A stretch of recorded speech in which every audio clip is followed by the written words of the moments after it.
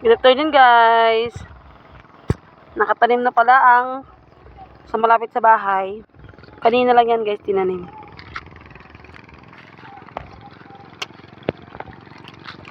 Di ba ang tabi ng karsada?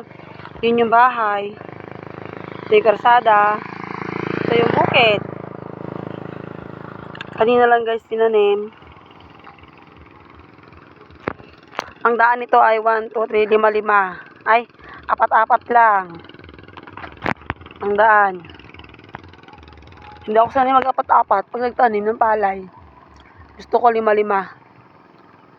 Diba guys, ang ganda ng view.